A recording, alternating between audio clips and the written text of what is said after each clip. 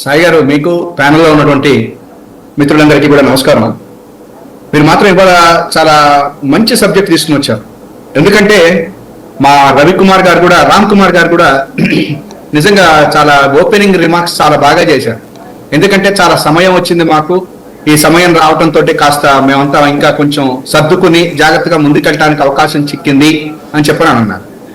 నిజంగా ఇంక కొంచెం సమయం వస్తే ఇంకా కొంచెం బాగుంటుందేమో అని కూడా నాకుంది.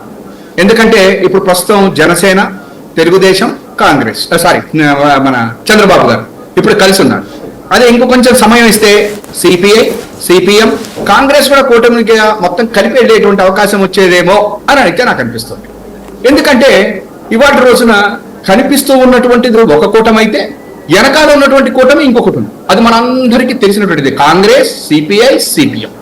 అయితే మీరు అందరూ అనొచ్చు, ఎట్లా అండి మన సిపిఎం, సిపిఐ రామకృష్ణ గారు, లేకపోతే సిపిఎం కాంగ్రెస్ పార్టీ షర్మిల గారు అని చెప్పండి. వీళ్ళ ముగ్గురు కూడా మీరు చూడండి సేమ్ స్క్రిప్ట్ చదువుతా పోతున్నారు. అయితే నేను ఆ మాట అంటానికి ఒక విషయం కూడా చెప్తాను. ఇవాళ పేపరే చూశాను, ప్రజాశక్తి పేపర్లో ఇవాళ మెయిన్ హెడ్డింగ్, ఆర్బీఐ ప్రాంతీయ కార్యాలయం పేరిట కేంద్రం మరో మోసం, విశాఖలో ఏర్పాటు చేస్తామంటూ గతంలోనే లేక రాజధాని ఎక్కడంటూ నేడు ప్రశ్న, ఎన్నికల వేళ వంచన విన్యాసం అని చెప్పి.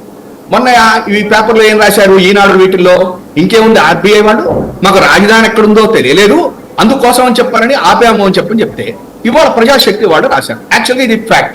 ఏమని వాళ్ళు అడిగారు, విశాఖపట్నంలో లీజుకి 30 నుంచి 35,000 చదరపు అడుగులు అడిగారు. వాటర్ ఉండాలి, కరెంటు ఇవన్నీ ఉండేటువంటిది లీజ్ మీద 5 years ఇమ్మన్నారు. దానికి ఆల్మోస్ట్ గా కలెక్టర్ గారి దగ్గర పడింది, ఇవన్నీ అయిపోయినాయి. కానీ నిన్న మన పచ్చపత్రికలు కానీ వీళ్ళందరూ ఏమన్నారు, విశాఖలో ఆర్బీఐ అదే మన అమరావతి లేదు, రాజధాని తెలియదట అని చెప్పారు. కానీ వీడేమన్నారు, కేంద్రం మరో మోసం అని చెప్పని వీడిచ్చారు. మరి దీన్ని బయట మాట్లాడాలి కదా.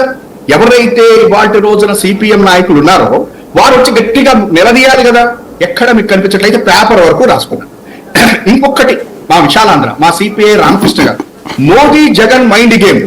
ఇదే మోదీ జగన్ మైండ్ గేమ్. ఏంటిటది, ఎన్నికల్లో లబ్ధి కోసం నాటకాలు, బీజేపీ సర్కార్ అన్ని రంగాల్లో విఫలం, ఇండియా కూటమి రానున్న ఎన్నికల్లో విజయమే లక్ష్యంగా నరేంద్ర మోడీ, ఏపీ ముఖ్యమంత్రి జగన్మోహన్ రెడ్డి మైండ్ గేమ్ తెరదీశారని సిపిఐ కార్యదర్శి రామకృష్ణ విమర్శించారట.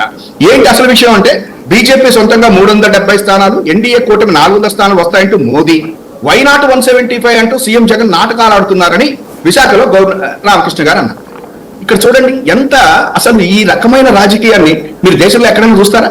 మోదీ జగన్ కలిసిన మోదీతో ఎవరు వెళ్తున్నారు, చంద్రబాబు నాయుడు గారు వెళ్తున్నారు.